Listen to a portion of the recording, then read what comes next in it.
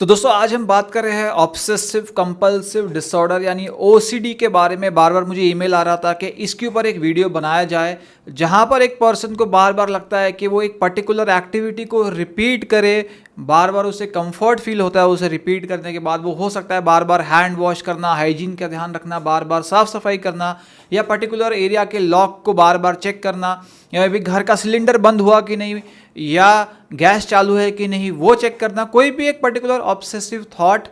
और उसका एक्शन भी जो ओसीडी की कैटेगरी में आता है, जानते हैं इसके बारे में और कैसे आप इसको मैनेज कर सकते हो। दोस्तों मेरा नाम है गुरप्रीत सिंह महक लाइफ को। चलिए इस वीडियो को शुरू करते हैं। अब ओसीडी है वो एंजाइटी की कैटेगरी में आता है, वो एक एंजाइटी डिसऑर्डर है। और एंजाइटी का मतलब जैसे हमने पहले एक वीडियो में डिस्कस किया है कि किसी चीज़ का एक फियर होना, एंटिसिपेशन होना कि वो होगा या नहीं होगा या क्या इंटेंसिटी से होगा या आप उसे हैंडल कर पाओगे कि नहीं, एक डर होना। जैसे एक स्टूडेंट को एंजाइटी होती है एग्जाम देने से पहले, एक पर्सन को इंटरव्यू देने से पहले एंजाइटी होती है, फियर होती है, वरी होती है, और वो हो सकता है एंजाइटी उसे हेल्प करे परफॉर्म करने में, या वो हो सकता है वो एंजाइटी उसे रोक ले परफॉर्मेंस देने में। तो एंजाइटी को समझना पहले बहुत ज़्यादा ज़रूरी है, क्योंकि ये बॉडी की एक लैंग्वेज है आपको बताने के लिए कि आप थ्रेट में हो। सपोज आपकी बिल्डिंग में आपके पड़ोसी के घर में फायर लग गई है और आप एंशियस हो गए ये फायर मेरे घर में तो नहीं लग गया, तो आपकी जो ब्रेन है वो आपको अलर्ट कर रहा है फाइट और फ्लाइट रिस्पॉन्स को एक्टिवेट करके कि आपको क्या स्टेप्स लेने चाहिए उस पर्सन को हेल्प करने के लिए और अपने आप को भी हेल्प करने के लिए और बचाने के लिए। तो एंजाइटी यहाँ पे आपके लिए बेनिफिशियल हो रही है। अब एंजाइटी पार्ट और पार्सल है आपकी लाइफ का, इसको एलिमिनेट नहीं किया जा सकता पर इसको मैनेज किया जा सकता है। और कभी कभी जब एंजाइटी ऐसी चीज़ों के लिए हो जो आपके हाथ में नहीं है, जो आपके कंट्रोल में नहीं है और जिसकी प्रोबेबिलिटी भी नहीं है होने की, ऐसा कोई डैमेज जिसको आप प्रिडिक्ट कर रहे हो पर वो कभी होगा भी नहीं, तो उसे तो मैनेज करना ज़रूरी है, क्योंकि आपका जो पीस ऑफ माइंड है उससे डिस्ट्रॉय हो रहा है।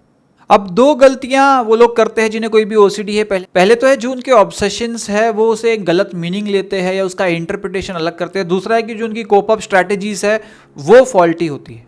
आपको ये जानना जरूरी है कि हर एक पर्सन को अलग अलग टाइम पे कोई ना कोई थॉट आएगा और कोई ना कोई नेगेटिव थॉट भी आएगा किसी ना किसी चीज़ के बारे में। पॉजिटिव भी आ सकता है, नेगेटिव भी आ सकता है। बार बार रेपिटेटिव थॉट्स यानी ऑब्सेसिव थॉट्स। सपोज आपको बार बार थॉट्स आ रहे हैं कि मैं एक लॉटरी जीतूंगा, 10 करोड़ जीतूंगा, बार बार बार बार बार, तो इसका मतलब ये नहीं है क्योंकि वो थॉट बार बार आ रहा है इसका मतलब है कि आप लॉटरी जीत ही जाओ या आपका कोई जैकपॉट लग ही जाए। सिमिलरली अगर कोई नेगेटिव थॉट भी आ रहा है और वो भी बार बार आ रहा है, उसका मतलब ये नहीं है कि आपकी ये गट फीलिंग है या आपको भगवान बता रहा है या आपको इंसाइट आ रही है अंदर से कि ये चीज़ क्योंकि बार बार मेरे मन में आ रही है, ये मेरे फियर का बड़ा हिस्सा है तो ये चीज़ हो ही जाएगी। तीसरा है कि अगर आपके माइंड में नेगेटिव थॉट आ रही है किसी चीज़ को लेकर, ठीक है, उसका मतलब ये नहीं है कि आप नेगेटिव इंसान हो, आप गलत इंसान हो। सपोज आपने कल एक मर्डर सीरीज देखी, क्राइम पेट्रोल देखा, और आपके माइंड के अंदर कुछ ऐसे थॉट्स आ गए जहां पर आप सोच रहे हो किसी के साथ कुछ गलत करने का, किसी को हार्म करने का, पर असल में आप वो नहीं करोगे। ये सिर्फ आपके माइंड की जो थॉट है, इसलिए अपने आप को भी लेबल करना बंद करना पड़ेगा। जहां पर आप सोचते हो क्योंकि नेगेटिव थॉट आ रहे हैं मेरे माइंड में तो ये मुझे अपने आप को ब्लेम करना चाहिए इसके लिए। अब हर एक पर्सन को time to time negative thoughts आते हैं, पर क्यों कुछ लोगों को ओसीडी नहीं है और कुछ लोगों को है। एग्जांपल है कि आप कहाँ ट्रैवल कर रहे हो, बस से ट्रैवल कर रहे हो, ट्रेन से ट्रैवल कर रहे हो, आपके माइंड में थॉट आता है कि अगर इस पर्सन को मेरा धक्का लग गया या इस महिला को मेरा धक्का लग गया, इस पर्सन को मेरे से कुछ हार्म हो गया, कुछ गलत हो गया तो क्या होगा, तो क्या सिनेरियो होगा, तो मैं कैसे हैंडल कर पाऊंगा। फिर आप अपने माइंड को समझाते हो कि नहीं नहीं क्यों धक्का लगेगा, और धक्का लगा भी तो ट्रेन में तो धक्का लगता है, उसमें क्या गलत बात है, मैं थोड़ी ना इंटेंशनली उस पर्सन को हार्म करना चाहता हूँ। अब दूसरा एक पर्सन है जिसको इस तरह के थॉट आते हैं, वो अपने थॉट्स के मीनिंग को जो है वो गलत लेने लगते हैं या थॉट्स को अनड्यू इंपॉर्टेंस देने लगते हैं, और इसमें वो ये सोचने लगते हैं कि मेरे माइंड में ये थॉट आया कि मैं उसको हार्म करना चाहता हूँ, मतलब मैं बहुत बुरा इंसान हूँ, मतलब मैं हार्मफुल हूँ, मतलब मैं अच्छा इंसान नहीं हूँ, मतलब कि मैं एक एंटी सोशल एलिमेंट हूँ, मतलब मैं उस पर्सन को हार्म करूंगा और ऐसा होगा, तो आगे की प्लानिंग भी और कर रहे हैं, और वो फियर उनके अंदर बड़ा होता जा रहा है किसी पर्सन को हार्म करने का, और उनके चांसेस ओसीडी डेवलप होने के थोड़े से बढ़ जाते हैं। अब बात करते हैं कि अनहेल्पफुल स्ट्रैटेजीज क्या होती है। आपके माइंड में नेगेटिव या कंपल्सिव ऑब्सेसिव थॉट्स आ रहे हैं, ठीक है, और आप उसको रोकना भी चाह रहे हो, पर गलत तरीके आप इस्तेमाल कर रहे हो उस थॉट्स को रोकने के, और वो गलत तरीके आपको फर्दर पुश कर रही है और ज़्यादा डीपर डाउन। तो बात करते हैं कि वो क्या तरीके हैं, वो क्या ट्रैप्स है जिसके अंदर आप पड़ रहे हो, गिर रहे हो, और आपको कैसे अपने आप को बचाना चाहिए। सपोज किसी को इस चीज़ की एंजाइटी है या ओसीडी है कि जब भी वो घर से बाहर जाता है उसे चेक करना है कि सारे विंडोज़ डोर लॉक है कि नहीं, चोरी होने के चांसेस हो सकते हैं, या घर के अंदर जो गैस है वो स्टोव बंद है कि नहीं। ठीक है, आप इसके साथ आप निपटने के लिए क्या करते हो कि आप एश्योरेंस सीख करते हो, आप बार बार रिपीट करते हो, आप श्योर होना चाहते हो, तो आप चेक कर रहे हो, हर एक डोर लॉक को चेक कर रहे हो, उसके बाद आप गैस को चेक कर रहे हो, फिर घर से बाहर जाने के बाद में मेन डोर को आपने लॉक किया, फिर आपके दिमाग में आया शायद मैंने लॉक नहीं किया, फिर आप चेक कर रहे हो। जितनी बार आप इस तरह की कोपिंग अप मैकेनिज्म यूज़ कर रहे हो रेपिटेटिवली उस काम को करने की, उतनी बार आप अपने माइंड में ये रजिस्टर कर रहे हो कि एक पर्टिकुलर चीज़ करेक्ट हो, उसके लिए इतनी बार उसे चेक करना ज़रूरी है, तो ही जो उसका आउटकम है सेटिस्फैक्टरी होता है, और नेक्स्ट बार जो आपकी ओसीडी है या नेक्स्ट बार आपका जो रिपीटेटिव बिहेवियर है वो और ज़्यादा बढ़ सकता है। और ये जो स्ट्रैटेजीज है ये टाइम बिंग के लिए काम करती है, लंबे टाइम के लिए काम नहीं करती। जब नेक्स्ट बार वापस से इस तरह का कोई सिचुएशन आएगी तो आप वही कोप अप मैकेनिज्म यूज़ करोगे जो आपने लास्ट टाइम किया था। अब एक पर्सन ने शेयर किया था कि उसे ओसीडी था कि वो अपनी वाइफ को हार्म कर देगा या उसे स्टैब कर देगा या उसके साथ कुछ बुरा कर देगा या उसे चीट करेगा। इस तरह की भी ओसीडी उसके माइंड में आ जाती है जहाँ पे उसे लगा कि वो इनफिडिलिटी के अंदर एंगेज करेगा, और ये जो थॉट है इसकी वजह से उसने कुछ स्टेप्स लेने चालू कर दिए, जैसे अपने घर के अंदर जो शार्प ऑब्जेक्ट्स है उसे दूर रखना चालू कर दिया, अपनी वाइफ से डिस्टेंस बनाना चालू कर दिया, या क्योंकि वाइफ को चीट करने की कोशिश कर रहा है तो पहले ही वो गिल्टी फील कर रहा है उसे चीट करने के बारे में और डिस्टेंस मेंटेन कर रहा है, या अपने दूसरे जो सर्कल के अंदर जो लोग हैं जहाँ पर उसे ऐसा लग रहा है उनके साथ वो डिस्कनेक्ट कर रहा है ताकि जो प्रोबेबिलिटी है चीट करने के लिए वो हो ही ना बिल्कुल भी। तो इस तरह के जो एक्शंस है, जो प्रोटेक्टिव एक्शंस है, वो पर्सन लेने लग जाता है। अब बात करते हैं कैसे आप ओसीडी को प्रिवेंट कर सकते हो या मैनेज कर सकते हो। ये किया जाता है एक टेक्निक से जिसे कहा जाता है ईआरपी, यानी कि एक्सपोजर एंड रिस्पॉन्स प्रिवेंशन। पहला है कि आप एक्सपोजर दोगे अपने आप को उस सिचुएशन का जो आपके अंदर इस तरह की थॉट्स लेके आते हैं जहां पे आपको लगता है कि आप एक रेपिटेटिव बिहेवियर में इंडल्ज करो, और सेकंड है कि जो आपका रिस्पॉन्स है, जो आपकी कोप अप मैकेनिज्म है, जो गलत कोपिंग स्किल्स आप यूज करते हो ओसीडी से छुटकारा पाने के लिए, उसको रोकना।